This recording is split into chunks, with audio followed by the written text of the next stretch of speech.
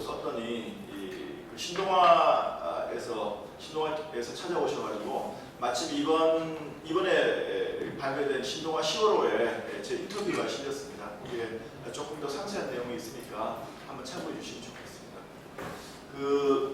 먼저 저는 이번 조국 사태의 본질을 한 4가지 정도로 봤습니다. 대의민주주의의 위기, 그 다음에 검찰제도와 형사사법 시스템에 대한 도전, 또 이제 과연 더러운 손에 의한 개혁이 가능한가 하는 문제, 그 다음에 마지막으로 조국 장관을 임명한 그 취지가 문재인 정부에서 추진하고 있는 검찰개혁을 반드시 완수하겠다라는 이제 그것 때문인데, 과연 문재인 정부가 추진하는 검찰개혁의 실체가 무엇인지를 좀 말씀드리고자 합니다. 먼저 저는 이 대의민주주의 위기에 대해서 조금 문제의식을 갖고 있습니다. 무엇이냐면 헌법 제1조 2항 보면 모든 권력은 국민으로부터 나온다는 내용이 있습니다. 그것이 헌법 1조 2항인데 단적으로 선출된 권력이면 무슨 짓을 해도 되느냐, 어떤 행동을 해도 되느냐 하는 근본적인 물음을 저는 갖게 됩니다. 그래서 그동안 처음에 이제 지명 단계부터 뭐 다른 그 전에 유일한 예외가 MB 정부 때 권재진 법무부 장관이 민정 수석에서 법무부 장관으로 직행한 적은 있지만, 권재진 수석 같은 경우, 당시 이제 민정 수석 같은 경우에는 검찰 고검장까지 지내셨고 검찰 출신이신데, 조국 장관 같은 경우에는 좀 케이스가 다른 것 같습니다. 그래서 처음에 논란이 있을 때부터 그랬었는데, 지금 저렇게 이제 임명이 됐고, 그래서 과연 그 선출된 권력이 권한 행사 범위와 한계는 어디까지인지 우리가 좀 한번 고민하는 계기가 됐으면 좋겠습니다. 그리고 두 번째는 저는 그 인사청문회 제도가 문재인 정부 들어서 저는 완전히 무너졌다고 생각을 하고, 이런 식의 인사청문회 제도 같으면 차라리 없애는 것이 낫지 않겠나 하는 생각까지 할 정도로 문제가 있다고 봅니다. 결국 제가 아까 모든 권력은 국민으로부터 나온다라는 그 말은 대한민국의 법무부 장관 정도 되면 그 직무를 수행할 정도로 유능하고, 그 다음에 도덕성과 자질을 갖춘 사람을 임명하라라는 국민의 명령이라고 저는 생각을 하는데, 그런 것을 정면으로 반한 어떤 대통령 임명권 행사가 적절한지에 대해서 제가 좀 문제의식을 갖고 있는 것입니다. 그리고 마지막으로는 제가 그거지만 대화 타협이라는 어떤 의회 민주주의 자체도 지금 많이 이제 무너져서 이런 부분들 제가 좀 이번 조국 사태에 대해서 좀 의문을 갖습니다. 다음으로 이 부분이 제가 사실은 제가 이제 검찰 출신이기 때문에 더 걱정하는 부분인데요. 이번 정부 들어와서 지금 검찰제도, 그다음에 형사사법 시스템 전반에 대해서 굉장히 큰 도전에 직면하고 있습니다. 지금 우리나라는 검찰 독립이 굉장히 제도적으로 취약합니다. 자주 이제 언론에 거론됐습니다만은 지금 현재 우리나라 검찰 제도는 과거 유신과 오공 시절의 제도가 그대로 내려오고 있습니다. 87년 그 민주화 때 헌법 개정이 됐지만 그때 유일하게 바뀌지 않은 것이 법원 제도하고 그다음에 검찰 제도인데, 특히 검찰 독립 문제가 되게 그동안 심각했었습니다. 그런데 그동안에는 그런 문제가 없었느냐? 문제 있었습니다. 문제 있었는데 과거 정권에서는 그래도 지켜야 할 선까지는 그 선을 넘지는 않고 금도를 지키고 했었는데, 이번 정부 들어서는 그 선을 넘었다는데 저는 문제의 심각성이 있다고 봅니다. 과거 정권에서도 이 검찰의 어떤 정치적 도구와 그 다음에 검찰을 자기 편으로 어떻게 해서 이용을 하려는 그런 시도는 항상 있어 왔습니다. 그리고 이제 검찰총장 인사라든지 주요 인사에서 항상 그 코드 맞는 검사들을 다 임명해 왔습니다. 그럼에도 불구하고 어느 정도 지키는 선이 있었는데, 이번 문재인 정부 들어서는 지금 얼마 전에도 윤석열 총장 임명 이후에 고위 간부들 인사가 있었습니다만은 중요한 인사가 2번 있었습니다. 문재인 정부 들어서 첫 검사장급 인사가 사실은 중요했었는데요. 그때 법무부 장관하고 검찰총장이 모두 공석이었습니다. 공석인 상태에서 청와대가 인사를 주도해서 전 정권에서 잘 나갔던 검사장들 전부 다 좌천을 시키거나 사실상 옷을 벗기는 그런 인사만 했었고, 얼마 전에 있었던 이 검찰 간부 인사에서 66명의 부장 검사급 이상 간부들이 전부 옷을 벗고 검찰을 떠났습니다. 근데 66명이라는 숫자가 얼마큼 큰 의미가 있냐면은 그 전국의 검사가 2,300명 정도 되고요. 부장검사 이상 간부는 650명입니다. 650명 중에 10%가 옷 벗고 나갔습니다. 이번 인사로. 그래서 과연 인사 문제, 이것이 문제가 없는가. 그런데 실제 우리나라가 굉장히 취약한 것 중에 하나가 대통령의 인사권 문제인데, 나중에 제가 문재인 정부의 검찰개혁의 실상에 대해서 좀 말씀을 드리겠습니다만은, 사실 검찰개혁이 최대의 검찰개혁의 과제는 정치 권력이 검찰 수사에 함부로 개입하지 못하도록 인사부터 독립하는 것이 가장 중요합니다. 그런데 우리는 대통령이 인사권을 꽉 틀어지고 있으면서 공수처라든지 수사권 조정이라든지 이것이 검찰개혁의 전부인 것처럼 이렇게 호도를 하지만, 인사권이 바뀌지 않는 한은 절대로 그것이 될 수가 없습니다. 그 다음에 이제 두 번째로 지금 조직 문제인데요. 이게 지금 일부 언론에서 조금 거론하고 있습니다만은 이것도 굉장히 취약한 부분입니다.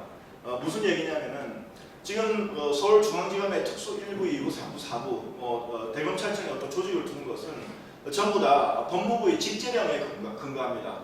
근데 법무부 직제령이라는 것은 대통령령이거든요. 대통령령만 바꾸면 순식간에 법무부의 검찰의 특수부도 없앨 수 있고 모든 조직을 다 없앨 수가 있습니다. 근데 조국 장관이 처음에 취임하는 취임식장에서 인사권 얘기를 했고, 그 다음에 굳이 법률 개정이 필요 없는 어떤 제도개혁 같은 걸 얘기를 했는데, 저는 그때 직감적으로 언제 한번 타이밍을 봐가지고 직제령을 손대겠구나. 근데 지금 현재는 수사가 한참 진행되고 있기 때문에 인사를 갖다가 함부로 할 수 없는데, 앞으로 한번 제 추측이 맞을지 빗나가기를 바라지만은, 제가 좀 염두에 두고 있는 나쁜 시나리오는 뭐냐면, 지금 현재 검사장 자리가 6자리가 공석입니다. 지난번 인사 때 너무 인사폭이 커가지고 검사장 6자리를 공석으로 남겨놓은 상태에서 지금 이제 진행되고 있는데, 만약에 어느 순간에 지금 현재 수사팀을 갖다가 한번 뒤흔들어야 되겠다라는 생각이 들면, 그 6자리를 채우는 인사를 하면서 그 다음에 직제령까지 바꿔버리면 수사팀을 완전히 해체를 시킬 수 있는, 뒤흔들어 버릴 수 있는 그런 가능성도 충분히 있는 겁니다. 그거는 물론 이제 최악의 어떤 시나리오이긴 한데요. 그런 것도 가능하다. 그 다음에 이제 요즘 또 이제 감찰 문제 나오지 않습니까? 법무부에서 검찰을 감찰해야 되지 않느냐 그 얘기를 하는데, 실제로 진보집권 플랜 같은 책을 보면 조국 장관은 선출된 권력이 무소불위의 검찰을 통제해야 된다는 확고부동한 신념을 갖고 있습니다. 그것이 실제 이 정권 사람들 전반의 인식입니다. 그런데 말은 그럴듯해 보이지 않습니까? 선출된 권력이 무소불위의 검찰을 통제해야 된다는 논리가, 감독하고 통제해야 된다는 논리가 분명히 일리 있는 부분이긴 하지만은 그것은 불행하게도 2차 대전 전에 2차 대전 당시에 나치 독일하고 그 다음에 파시스트 정권 하에 이탈리아가 바로 그런 제도가 있었습니다. 그래서 그때 2차 대전 당시에 이탈리아나 프랑스가 그런 엄청난 검찰하고 법원의 정치 도구와의 폐해를 겪었기 때문에 1945년 2차 대전 종전 이후에 그 나라들이 전부 헌법을 바꿉니다. 그래서 뭘 만드냐면은 헌법상 사법권 독립을 위한 헌법상 기구로 최고사법평의회라는 걸 만듭니다. 최고사법평의회는 헌법상의 이제 합의제 기구로 이제 만들어서 거기에서 판사와 검사의 인사와 징계, 감찰을 거기에서 관장을 합니다. 근데 이제 우리나라는 지금 법원도 대법원장한테 판사의 인사권이 있지 않습니까? 이것도 굉장히 문제가 많은 겁니다. 그러니까 지금 우리나라의 법원, 검찰, 경찰 제도라는 것은 과거 이제 유신 때나 오공 때처럼 중앙집권적인 구조를 만들어가지고 대법원장, 검찰총장, 그 다음에 경찰청장만 딱 장악을 하면 인사권을 갖고 있으니까요. 그러면 전국 검찰, 법원, 경찰을 다 장악할 수 있는 그런 구조로 만들어 놓은 겁니다. 그래서 프랑스나 독일이나 이태리나 할 것 없이 예외 없이 다 선진국에서는 검찰의 이 구조를 갖다가 전부 다 지방 분권 구조로 만들어 놓고 그다음에 대통령이 인사권을 행사하지 못하도록 정부는 장치를 만들어 놨습니다. 그래서 우리는 그런 그게 없으면은 안 되는 거고요. 실제로 제가 말씀드리는 이 감찰 문제만 해도 최동욱 검찰총장 얘가 바로 얼마 전에 있었던 비근한 예입니다. 박근혜 정부 때 그 국정원 댓글 사건을 최동욱 총장이 하려고 할 때 그때 최동욱 총장의 혼외자 문제를 거론하면서 법무부가 감찰하겠다라고 딱 발표를 하자마자 바로 최동욱 총장이 사표를 냈거든요.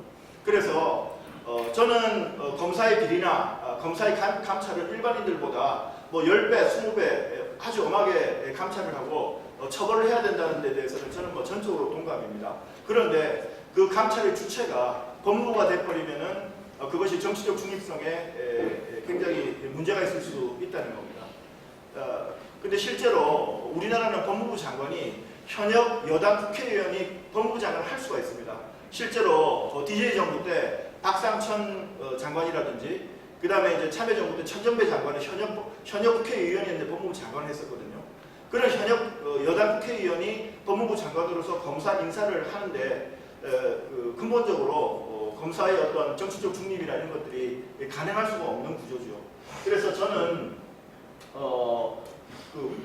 우리가 바뀌려고 그러면은 검찰 독립을 위한 제도적 취약점 이걸 갖다 고치지 않는 한은 안 되는데, 근데 불행하게도 과거 정권에서는 그런 것들을 어느 정도 좀 자제를 했었지만 이번 정부에서는 지금 조국 장관이 취임 일성으로 인사권을 행사하겠다라고 하는 걸로 봐서 앞날이 굉장히 염려되고 있습니다. 그래서 이번 조국 현상의 가장 큰 걱정거리는 이 검찰 제도를 근본적으로 뿌리부터 흔들지 않을까 하는 염려인 것이죠. 그 다음에 이제 두 번째는 정치 권력의 검찰 도구, 아까 했던 말이랑 좀 겹치는 부분인데요. 불과 얼마 전까지 적폐 수사를 했습니다. 적폐 수사를 했는데 윤석열 지금 현 검찰총장이 주도가 돼가지고 했던 그 적폐 수사, 그것의 적절성에 대해서는 많은 논란이 있었습니다. 그런데 똑같은 이제 검찰이 지금 이제 조국 수사를 하고 있는데, 그러면 이걸 어떻게 볼 것인가? 그래서 저는 근원적으로 그 정치 권력이 수사에 개입할 수 있는 이 장치가 없는 한은 계속해서 이런 문제가 반복하지 않겠는가, 그런 염려를 합니다. 그 다음에 이제 세 번째가 지금 법무부 장관의 구체적 사건에 대해서 검찰 지휘권을 행사하는 것, 이 문제도 굉장히 심각한 문제입니다. 근데 이 건에 대해서는 잘 기억하시다시피 참여정부 때 천정배 장관이 강정구 동국대 교수 국가보안법 사건에 대해서 불구속 지휘를 했고, 그에 항의해가지고 김종빈 총장이 항의해서 사표를 내고 떠났던 그런 사건이 있습니다. 그런데 법무부 장관의 구체적 사건에 대한 검찰 지휘권은 굉장히 예민한 문제입니다. 왜냐하면 검찰의 독립을 제가 아까 강조를 했지만 검찰의 독립만 강조를 하면은 검찰 파쇼가 될 우려가 있습니다. 그래서 검찰의 독립도 존중하면서도 그러면 검찰의 권한이나 기능이 좀 일탈할 때 그걸 갖다 어떻게 효과적으로 통제할 것인가, 그 양자의 균형을 잡는 문제가 굉장히 중요한데 그거에 대해서 우리나라에서는 아직 크게 많이 논의가 없는 것 같습니다. 그런데 구체적 사건에 대한 지휘권은 외국에서는 상당히 많이 제한을 하고 있고요. 특히 이제 우리나라 검찰 제도하고 비슷한 중앙 집권적인 시스템을 갖고 있는 프랑스는 2013년에 구체적 사건에 대한 법무부 장관의 검찰 지휘권을 전면 폐지를 했습니다. 그래서 저는 지금 이 부분이 우리나라도 앞으로 검찰처법 개정을 한다거나 할 때 저 부분을 좀 손을 봐야 되지 않겠는가 하는 생각을 하고 있습니다.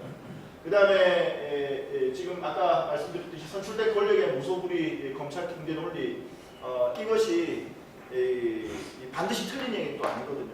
저게 이제 악용되는 문제지만, 그래서 아시다시피 지금 현재 검찰은 실제로 무소불위라는 표현이 적절할지는 모르겠지만은 권한이 굉장히 강한 것은 맞습니다. 그러면 이 권한을 그대로 놔둬도 될 것인가? 지난번 적폐 수사 때 또 사법농단 수사 때 지켜보셨습니다만은 검찰 권력이 이 수사권이 과도하게 행사될 때는 상당히 많은 문제가 발생한다는 것을 우리가 직접 경험하고 있습니다. 그런데 반면에 또 지금 현재 조국 수사처럼 살아있는 권력에 대해서 수사를 하는 것, 이것 또한 중요한 거기 때문에 앞으로 이번 수사가 지나고 나면은 이 부분에 있어서 양자를 어떻게 이제 균형을 가질 것인가 하는 문제에 대해서 좀 더 많은 논의가 있었으면 좋겠습니다. 다음으로는 이제 제가 이 더러운 손이라는 표현을 쓴 것은 1992년에 이탈리아의 마니폴리떼 수사를 다 기억하실 겁니다. 이탈리아의 피에트로 검사가 주도해서 밀라노 검찰청의 피에트로 검사가 주도를 해서 2,000명인가 3,000명인가 어마어마한 숫자의 정치인 그 다음에 관련된 사람들이 체포되고 하면서 이탈리아의 정치 지형이 완전히 바뀌었던 사건입니다.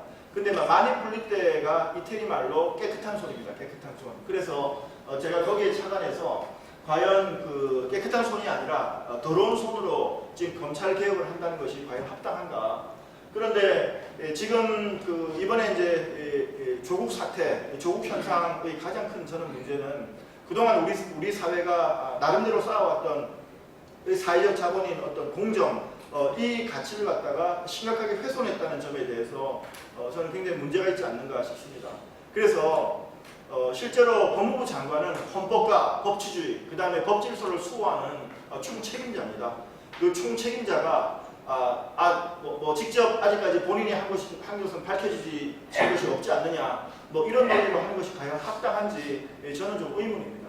왜냐하면 다른 장관보다 훨씬 더 엄격한 어떤 그 도덕적, 법적인 잣대를 가지고 해야 될 법무부 장관이 스스로 본인 가족이 연루되고 본인의 본인의 그 자택이 압수수색 당하는 이런 상황에서 계속 그 검찰 개혁을 하겠다, 법무부 장관으로서 직무 수행을 하겠다라고 하는 것이 적합한지 굉장히 우려하고 있습니다. 그래서 지금 우리 공정사회의 가치라든지 특히 이제 대학의 피제도에 대해서 우리가 이제 근본적으로 다시 재검토될 부분도 나오고 그러는데 이런 부분들에 대해서 우리 이 사회적 논의를 제대로 하지 않으면은 앞으로 전진하는데 굉장히 문제가 있지 않을까 그런 생각을 합니다. 그래서 저는 개인적으로 요즘 이제 반조국 또 이제 한국당 같은 경우에는 반문재인 이런 식으로 많이 광화문에서 시위도 하고 있습니다만은 저는 개인적으로는 그러면 조국 아웃, 문재인 아웃 다 좋은데 그러면 그 이후에 무엇을 할 것인가에 대한 강론을 우리가 갖고 있지 않으면 앞으로 국민들 지지를 받기가 어렵지 않을까, 그 다음에 국민들한테 공감을 받기가 어렵지 않을까 하는 그런 생각을 하고 있습니다. 그 다음에 마지막으로 이 부분이 사실은 제가 제일로 염려하는 부분입니다. 자, 그러면 왜 그러면 조국 장관을 장관으로 임명하는데 강행을 했을까?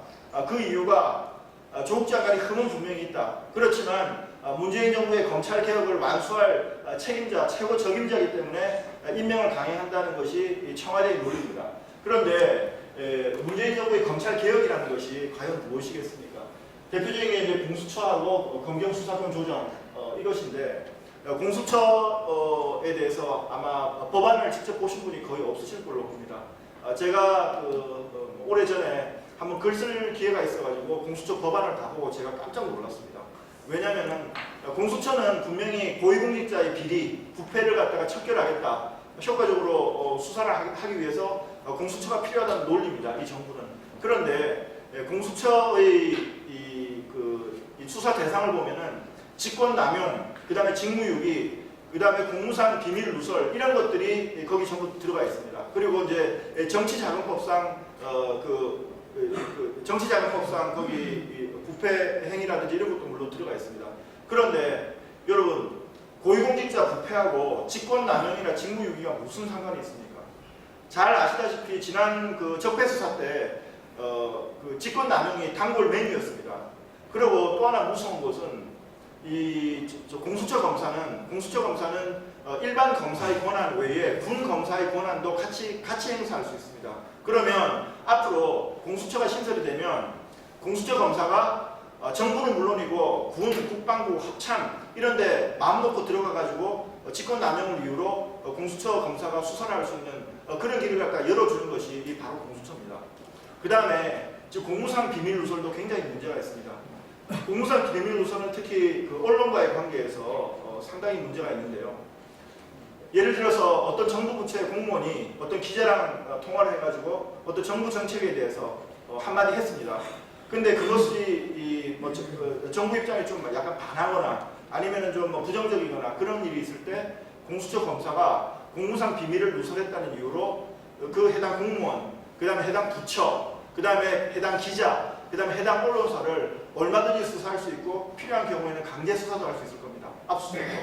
그래서 저는 공수처가 만약에 들어서게 되면은 언론 자유에 대해서 심각한 문제가 생길 수 있을 것이라고 우려를 합니다. 그리고 이제 공수처 검사는 또 이제 법안에 보면은 검찰 출신 검사가 50%를 넘지 못하도록 되어 있거든요. 그러면 나머지 50%는 누구로 채우겠습니까? 그러면 변호사나 이런 사람들 채우겠죠. 그런데 공수처 검사는 또 수사, 재판, 조사 경력자가 공수처 검사가 될 수 있다고 이렇게 되어 있습니다. 근데 이제 수사나 재판은 다 이해하기가 쉽죠. 그런데 조사는 뭐겠습니까? 저는 조사를 보면서 세월호 특조위, 과거사위원회, 그게 전부 조사입니다. 그러면 거기에 있는 거기에서 활동했던 민변 출신 변호사들이랄까 이런 사람들이 전부 이제 공수처 검사가 돼가지고 까딱 잘못하면은 지금 법무부 탈검찰화 그동안 많이 떠들었습니다. 법무부 문미나 법무부 탈검찰화에서 검사들이 법무부를 장악하고 있기 때문에 법무부가 역할을 못한다라고 했는데 지금 법무부가 어떻게 됐습니까? 법무부가 완전히 민변화가 됐습니다. 검찰국장 민변 출신이고요. 민변 출신들이 다 요직을 다 장악을 하고 있죠. 출입국 본부장도 민변 출신입니다. 그래서 저는 까딱 잘못하면은 공수처라는 것이 민변 제2의 어떤 민변 검찰 같은 걸 만들지 않을까 그런 생각이 들고요. 그다음에 또 하나는 공수처 검사는 임기가 보장이 되어 있습니다. 이게 이제 양날의 칼인데 공수처 검사는 임기 5년이 보장이 되어 있거든요. 그러면 지금 현재 이제 만약 공수처가 통과돼서 공수처 출범을 하게 되면 그 검사들이 만약에 정권이 바뀐다 하더라도 그 검사들을 잘라낼 방법이 없어요. 그러면 까딱 잘못하면은 그 공수처가 전 정권의 비리를 수사하려고 해도 오히려 방패막이 역할을 할 수 있다 이런 점을 저는 우려를 합니다. 근데 이제 그 중에 또 중요한 이유가 뭐냐면 공수처는 일반 검찰이나 경찰에 대해서 우월적인 지위를 갖고 있습니다. 그래서 공수처에서 검찰이나 경찰에 수사하고 있는 것을 넘겨라 라고 하면 넘기게끔 법안은 그렇게 되어 있거든요. 그러면 지금 조국 장관 일가에 대한 수사 같은 경우에도 공수처가 만약에 있다 그러면 지금 검찰 수사 중단에 공수처로 넘겨야 되게끔 법안에는 그렇게 되어 있습니다. 근데 과연 그것이 이제 합당한지 그거에 대해서 저는 좀 단정적으로 얘기하기가 그렇습니다만 상당히 우려하는 그런 입장입니다. 그 다음에 두 번째는 이제 검경 수사권 조정인데 이것이 바로 중국식 공안 통치. 제가 좀 말씀드렸습니다만 그래서 결론적으로 공수처라는 것은 고위공직자의 부패와 비리를 척결한다는 그 명분과는 달리 대통령 직속의 사찰 수사기구화가 되는 것이라고 저는 생각을 하고 있습니다. 특히 이제 판사와 검사 같은 경우도 이제 마찬가지인데요. 지금도 판사 검사에 대한 진정서나 투소 이런 것들이 산더미 같이 감찰부서 같은 데 쌓이고 있습니다. 그런데 이제 지금 현재는 수사할 가치가 있거나 조사할 가치가 있으면 불러서 조사를 하지만은 만약에 이제 공수처에서 그런 투서가 있다는 이유로 판사와 검사를 불러 제끼기 시작하면은 과연 사법기능이 정상적으로 작동할 수 있겠는가 좀 의문스러운 부분입니다. 수사권 조정 부분은 이제 제가 중국식 공안 통치 말씀을 드렸는데요. 지금 이제 우리나라 경찰의 문제는 검찰은 이제 직접 수사가 문제지 않습니까? 검찰이 이제 수사권, 기소권, 수사지휘권 다 가지고 있기 때문에 문제라고 그러는데 그 중에서 특히 이 직접 수사 기능이 너무 강하기 때문에 이제 문제라고 지적을 받는데 반면에 경찰은 뭐가 제일 문제입니까? 경찰은 제가 볼 때는 정보 기능이 가장 문제입니다. 강신명 경찰청장이 박근혜 정부 때 그때 정치 사찰에 개입한 혐의로 구속이 돼서 지금 재판 중입니다. 그런데 이제 경찰이 독자적인 수사권을 가지고 독자적인 수사권을 이제 갖게 되면은 정보와 수사가 결합된다는 그런 굉장히 무서운 결과가 생기게 됩니다. 실제로 제가 이제 일선 지청장이나 이런 거를 할 때 가장 지역구 국회의원들도 제일 무서워하는 게 거기 이제 각 경찰서에 전부 정보과 형사들이 다 있지 않습니까? 거기에서 수집한 정보가 이제 전부 최종적으로는 이제 경찰청에 전부 다 이제 모아지게 되는 거고요. 그 다음에 특히 이번 정부 들어서는 국정원의 국내 정보 기능이 다 폐지가 됐습니다. 국내 정보가 폐지가 되면서 지금 청와대는 제가 듣기로는 경찰 정보 가지고 전부 지금 이제 국내 통치에서 활용하고 있다고 하는데, 이것이 만약에 그 독자적인 수사권하고 결합될 때는 굉장히 무서운 결과가 올 수 있는 거죠. 그런데 문제는 대통령이 그 경찰청장에 대한 인사권을 가지고 있고 또 전국 경찰에 대한 인사권을 행사할 수 있기 때문에 지금식의 어떤 그 구조라고 그러면 무소불위의 검찰이 무소불위의 경찰로 바뀌는 거, 그 이상도 이하도 아닌 결과가 될 것이다. 저는 그렇게 걱정을 합니다. 근데 실제로 저는 그 대학교 3학년 때 6.29를 맞았고 대학 시절에 경찰국가의 폐해를 아주 뼈저리게 느낀 세대 중에 한 명입니다. 그때는 다 기억하시겠습니다만 박종철 공문치사 사건도 있었고 권인숙 부천서 사건도 있었는데 그것이 그 진상이 밝혀지게 된 이유도 이 검사가 경찰의 수사를 지휘하고 그 다음에 변사 사건을 지휘하고 하는 그런 것 때문에, 그런 제도적 장치가 있었기 때문에 이제 밝혀진 것인데, 지금 이런 문제를 간과하고 경찰한테 전부 권한을 넘겨주겠다는 것은 굉장히 위험한 발상이 아닌가 그렇게 생각하고 있습니다. 그래서 지금 이제 저는 만약에 아까 제가 인사권 문제를 말씀드렸습니다만은 검찰 개혁의 제일 중요한 핵심은 대통령의 인사권을, 검사 인사권을 제한하는 겁니다. 그 인사권 문제가 해결되지 않는 한은 어떤 검찰 개혁도 한계가 있을 수밖에 없는데요. 대통령의 인사권이 그대로 있는 상태에서는 검찰, 경찰에 더해서 공수처까지 일부 언론에서는 이제 그러면은 충견이 한 마리 더 늘어나는 거 아니냐, 그런 극단적인 표현도 쓰고 이러는데 실제로 그런 우려가 기후가 아닐 수도 있는 그런 우려를 합니다. 다음으로 이번 지금 이제 조국 일가에 대한 수사를 하고 있는데 이제 여당이나 많은 국민들은 검찰의 정치 개입이다. 이낙연 총리 같은 경우에도 검찰이 수사를 하고 있는 것이 아니라 정치를 하고 있다라고 얘기를 하고 있습니다. 반면에 많은 또 국민들은 살아있는 권력에 대한 수사다라고 얘기를 합니다. 근데 뭐 어떤 것이 100% 맞고 어떤 것이 100% 틀린지 그걸 갖다 단언할 수는 없는데 제가 이제 검사 생활을 20년 했지만 그 경험으로 볼 때는 지금 현재는 어떤 검찰의 정치 개입이라는 어떤 그런 측면보다는 살아있는 권력에 대한 수사 쪽에 조금 더 저는 방점을 두고 싶습니다. 왜냐하면 제가 8월 27일 날 윤석열 검찰총장의 총괄하에 전국 한 30여 군데에 대한 압수수색이 이루어졌는데 실제로 검찰의 압수수색은 사실상 군사작전 같은 그런 성격을 갖습니다. 왜냐하면 압수수색할 대상, 그 다음에 거기에 어디에 뭐가 있는지 워낙 예를 들면 국회 같은 경우에도 여기에 어디에 뭐가 있는지 모르기 때문에 사전에 답사도 해야 되고요. 그 다음에 이제 압수수색 팀을 짜서 거기에서 역할 분담도 해야 되고 하기 때문에 최소한 뭐 한 열흘이나 2주일 전에 미리 준비를 했을 겁니다. 준비를 하고 그런 다음에 전격적으로 이제 압수수색이 들어가는 건데 아시다시피 그 압수수색이라는 것은 검찰이 하고 싶다고 할 수가 없습니다. 반드시 그 판사가 기록을 다 보고 그 다음에 이 정도 같으면은 범죄 혐의의 소명이 상당하다라는 판단이 섰을 때 이제 서명을 해주는 건데요. 이번에 조국 장관의 그 자택에 대한 압수수색도 저는 마찬가지라고 봅니다.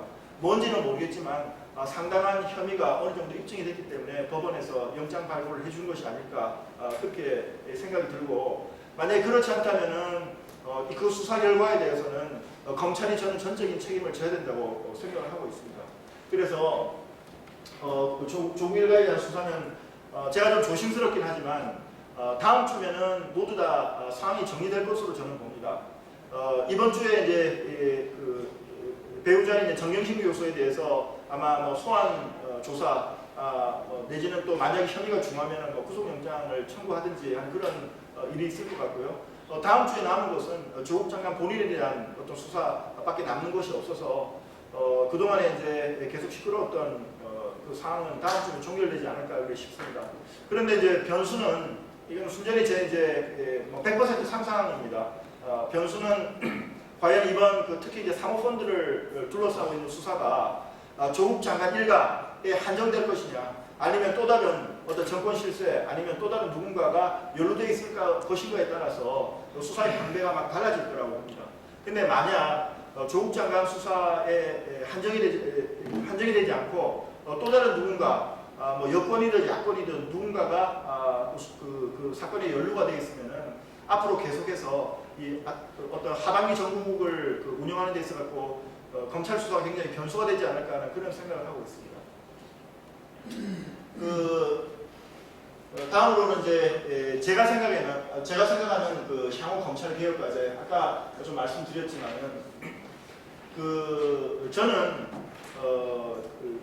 우리가 이제 검찰 개혁이라는 말을 벌써 한 20년은 된 것 같습니다. 제가 초임검사로 발령받았을 때부터 검찰 개혁해야 된다는 얘기를 계속 들어왔는데 지금까지 되지 않고 있는데, 저는 그 이유가 정작 권력을 놓아야 될 사람들이 권력을 놓지 않고 계속 개혁을 말하기 때문에 안 되고 있다. 그 다음에 개혁의 강론이 틀렸기 때문에 저는 잘 안 되고 있다라는 생각을 하고 있습니다. 그래서 아까 제가 이제 검찰 독립에 대해서 굉장히 말씀 많이 드렸지만은, 저는 앞으로 굳이 이제 헌법 개정까지 안 가더라도 법원 같은 경우에는 아까 제가 최고사법형에 말씀드렸습니다만 그거는 이제 헌법 개정 사항인데요.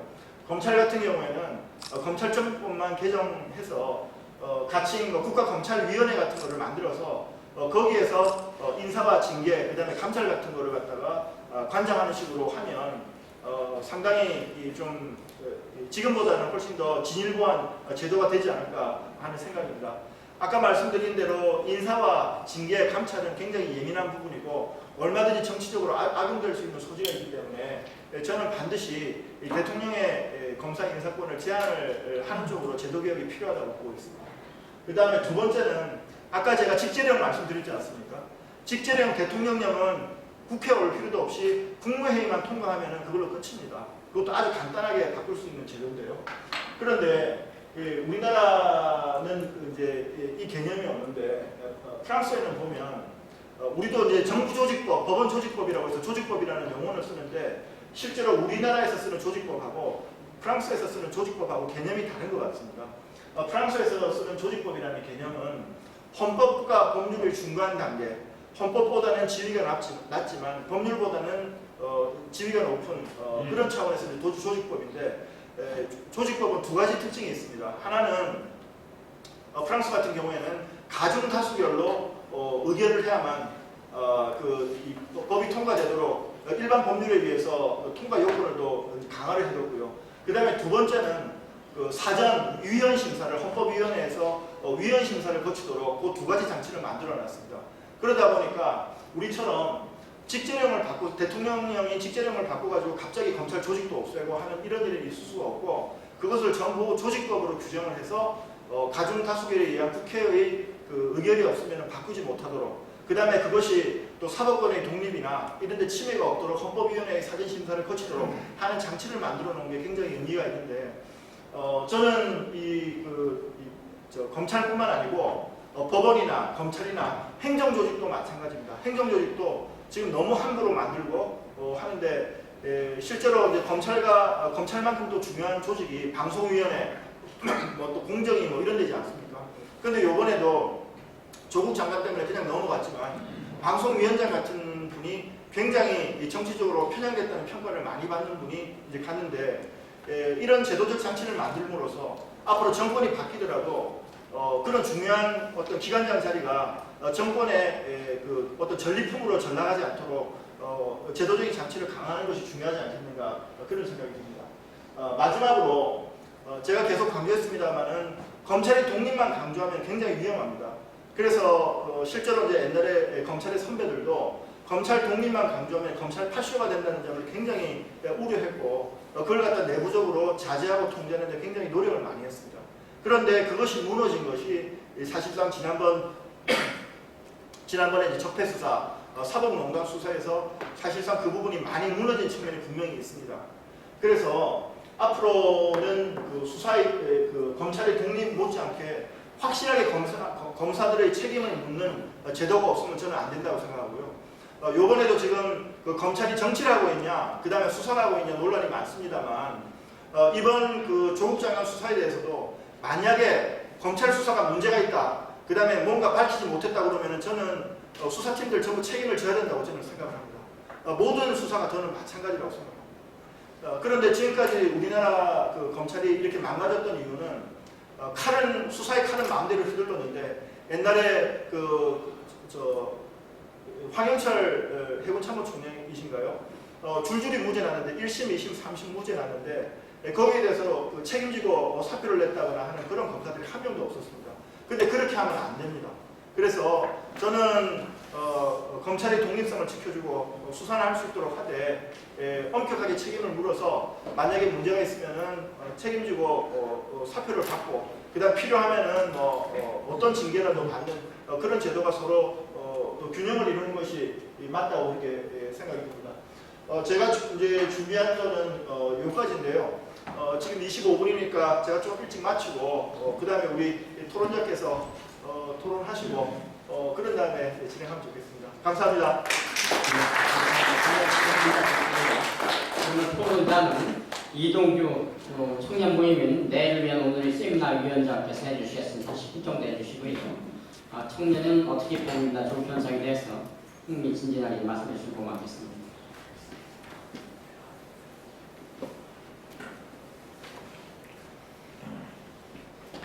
예, 박수로 환영해 주시겠습니다.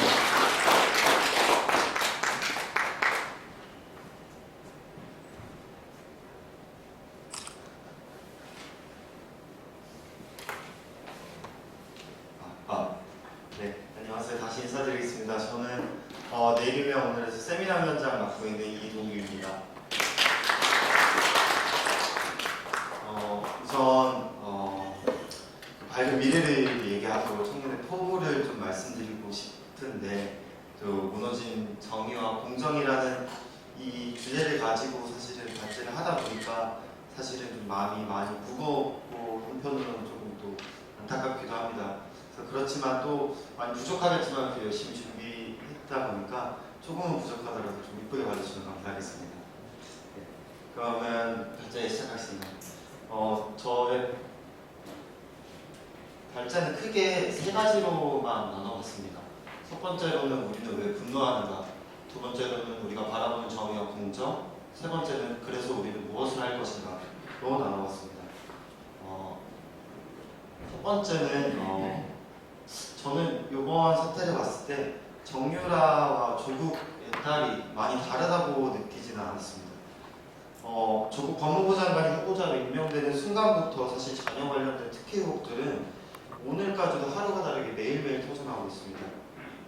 예를 들어 제일 논문 저자 등재 논란, 표창장 위조 등 일반 청년의 입장으로서 이해할 수 없는 의혹들이 법무부 장관이 임명되는 지금까지도 아직도 뉴스에 오르내리고 있는 게 사실입니다. 그런데 반칙과 특권으로 우리를 분노하게 했던 모습은 말씀드렸던 것처럼 2년 전에 정유라 사건에도 있었습니다. 근데 많은 친구들이 저한테 이렇게 얘기를 하더라고요. 어떻게 정유라랑 조국의 딸이랑 같냐 라고 했었는데, 저는 생각했을 때는 본질적으로는 다르지 않다고 생각했습니다. 왜냐하면 부모의 도움으로 다른 이들이 갈 수 없는 꽃길을 걸었고, 또 손쉽게 부모가 속한 그들만의 캐슬에 무혈 입성을 하려 했기 때문입니다. 정유라에게 좋은 말이 제공이 됐다면 조국의 딸에게는 좋은 상장과 좋은 논문이 제공이 됐던 거 아닌가 라고 생각했습니다.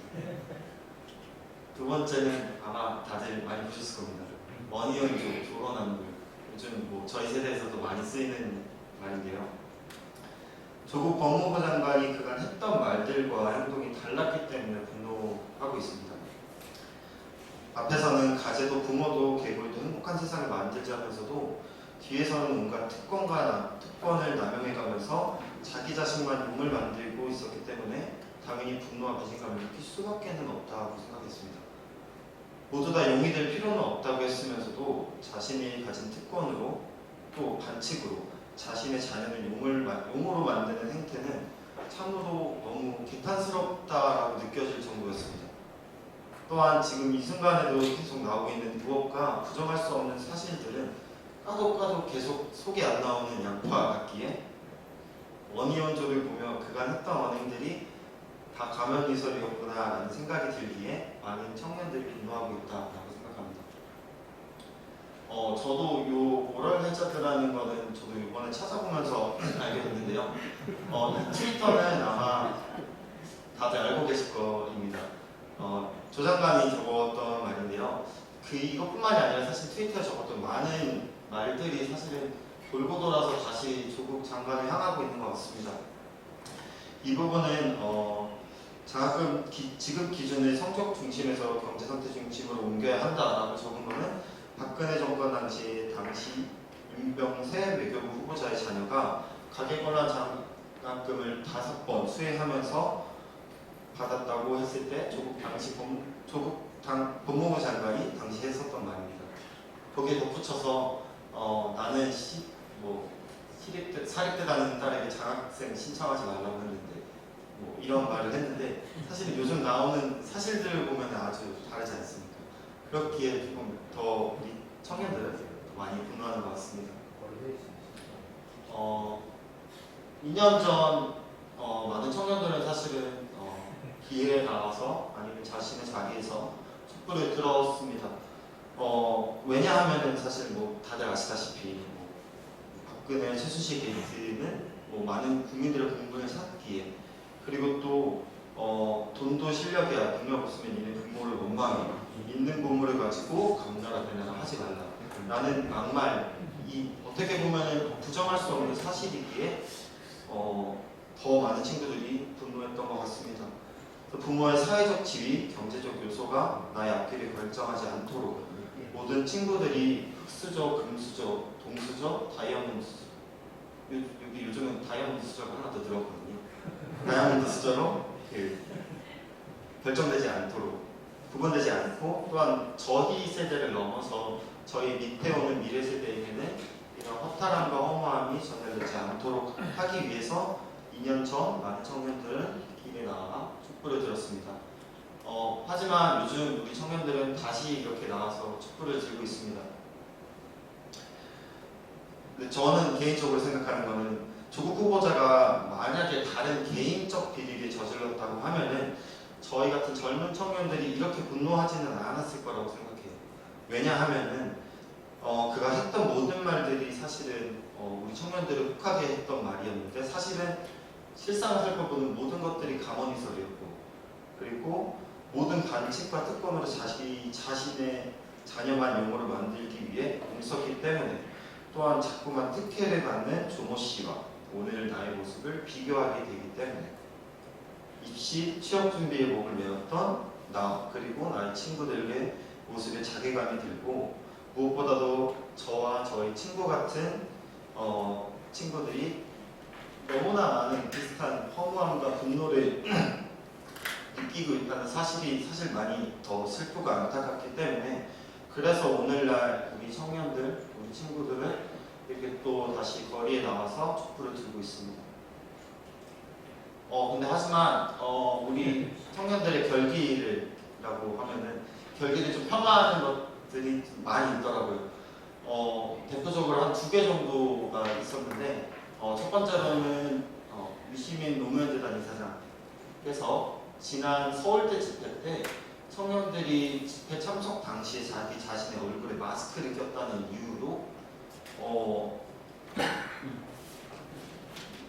그 순수한 학생들의 청년의 그런 의도를 폄하하기도 했고요. 그리고 더불어민주당 서른 최고위원인데요. 지난 20일에 그렇게 인터뷰를 했더라고요. 이 집회에 나오는 청년들은 정원의 1%밖에 되지 않는다. 그리고 대부분이 다 50대, 60대이다 라고 얘기를 했는데요. 근데 설령 이 집회에 나온 친구들이 정말 1%라 한들 이런 위치에 계시는 분들이라면 모름지기 1%의 청년들의 분노에도 귀를 기울여야 하는 게 맞지 않을까라고 생각해서 이런 막말 또 이중잣대에 또 많이 또 분노하기도 했었습니다. 이 책은 저희 네오에서도 독서모임 때 한번 발제해서 같이 나눴던 내용인데요. 이 책이 또 문재인 대통령께서 지난달 7일에 청와대 직원들한테 직접 선물을 하기도 했다고 하더라고요. 이 책에서는 저자는 90년대생의 집행의 특징을 정직함으로 뽑았는데 그러면서 또 이렇게 얘기했습니다. 그들은 이제 정치, 사회, 경제 모든 분야에서 완전 무결한 정직을 요구한다. 혈연, 지연, 학연을 일종의 적폐로 여기다라고 했습니다. 또한 여기 책에서는 대학 입시와 관련돼서 90년대생들을 분노하는 포인트도 짚고 있었는데요. 입학 사정관제에서 출발한 학생부 종합전형에 대해 깜깜이 전형, 로또 전형을 넘어 현대판 음서제도까지라고 불린다고 했으며 부모의 계획까지 늘어나 교수인 부모가 자신의 논문에 자녀를 공저자로 등록하는 경우가 발생하기도 했다고 지적했습니다. 그러면서도 많은 학생들이 정시 100% 반영, 학종 폐지를 주장하고 있습니다. 학종은 못 믿겠다는 것과 있는 자에게만 유리하다는 것이라며 그들에게는 온전한 정직함을 담보하지 못한 대안은 없는 것이 낫다라고까지 이야기도 했습니다. 이와 같은 일련의 설명들은 고등학교 때 교수 부모를 가진 인맥을 통해 마련된 2주의 대학 인턴 활동으로 전문 논문 제1저자의 이름을 올린 뒤 대입 과정에서 성과로 활용했다는 조 후보자 딸 의혹에 왜 청년들이 분노하는지에 대한 맞춤형 설명이라고 저는 생각합니다. 두 번째로는 우리가 말하는 정의와 공정인데요. 사실은 제일 힘들었던 부분이었습니다.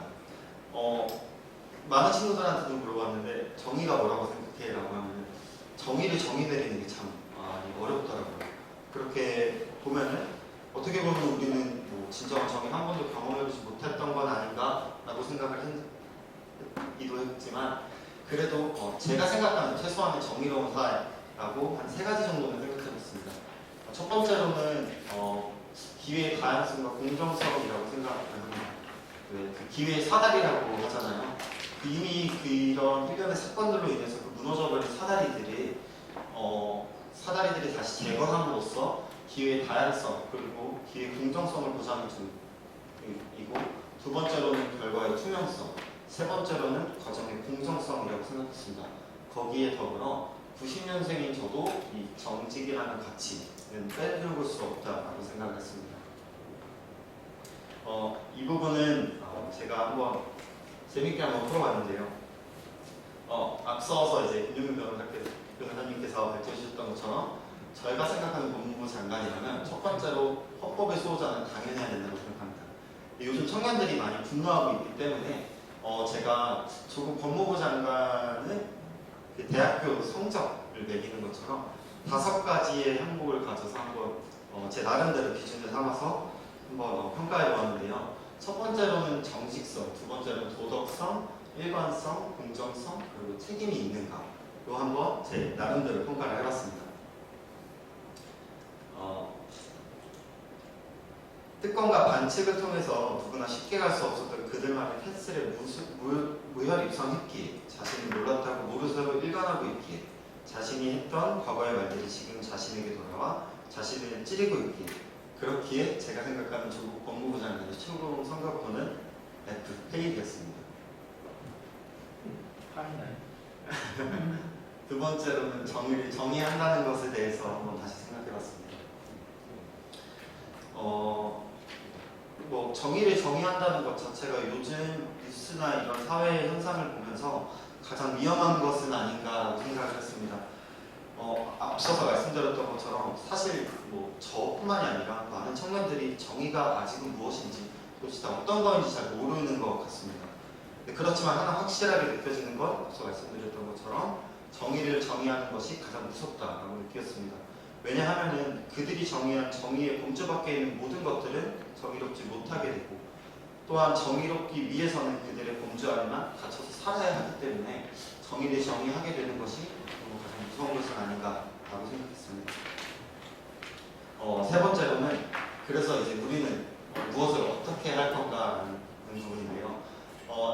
제가 여기 조국닷컴이라고 써놨는데 이 부분은 저 그리고 내일이면 오늘의 정책연구위원장이신 함동수 위원장님 그리고 뒤에 계시는 기획본부위원장님 김다솔 위원장님 그리고 사무국장님 김지은 사무국장님 오늘 함께 해주신 백경원 청년 대표님 그리고 기자 저희 오늘 윤영위원님 함께 해주셨는데 간단한 것 같아요. 실질적으로 뭐 거리에 나가서 뭐 청년들이 성명서를 발표하고 기자회견을 하는 것도 뭐 나름의 의미가 있을 수 있겠지만 저희는 조금 더 우리는 우리답게 조금 유쾌하고 조금 뭐 90년대생답게 한번 풀어내보자. 이것을 통해서 더 나은 대안을 마련해보기 위해서 조국닷컴이라는 페이스북 페이지를 만들어서 지금 진행하고 있습니다. 잠시 좀 소개를 좀 드리자면 크게 두 가지의 별개를 가지고 시작했습니다. 첫 번째로는 90년대생이 오는 거 아시면서도 왜 그러셨어요? 두 번째로는 유쾌하게 분노한다. 조국닷컴이라는 두 가지 큰 별개를 가지고 시작했는데 세부적으로는 대한민국 청년들은 분노하고 있습니다.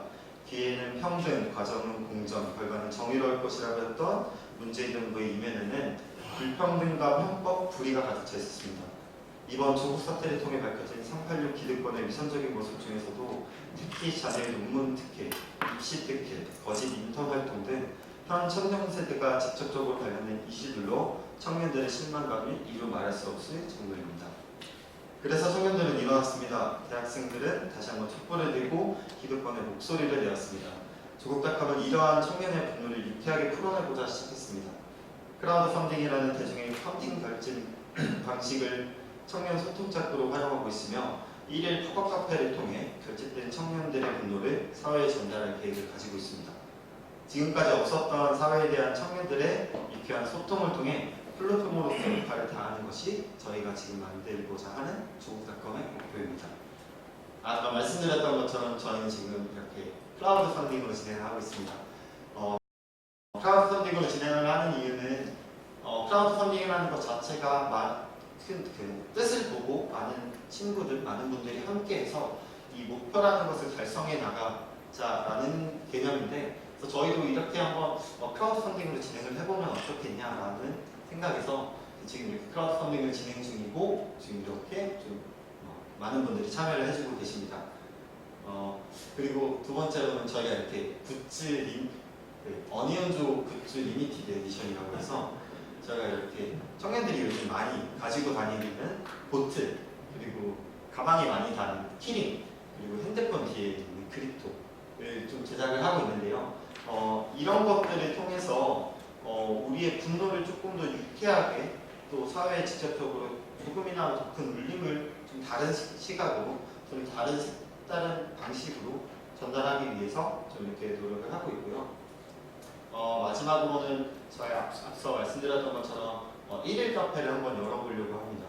그 이유는 그로부터 말씀드리면 장을 마련해주고 싶습니다. 우리가 자유롭게 우리의 분노를 표현할 수 있는 장을 만들어주고 싶고요. 단순한 불만의 표현이 아닌 함께 더 좋은 대안을 모색할 수 있는 장, 그리고 이 함께 만들어진 더 좋은 대안을 사회에 전달할 수 있는 그런 장을 만들기 위해서 지금 저희가 이렇게 노력하고 있습니다. 저희가 이렇게 만들고 계획한 조국닷컴을 통해서 유쾌하게 사회에게 큰 울림을 주기 위한 이 도전이 저희가 뭐 어떻게 될지 모르겠지만 이 도전 좀 응원해 주시기 좀 부탁을 드리고, 더불어 저희가 계속해서 도전하고 실패할 수 있는 기회장을 또 많이 마련해 주시길 부탁을 드리며 부탁드리며 부족한 말이었지만 끝까지 들어주셔서 감사합니다. 감사합니다.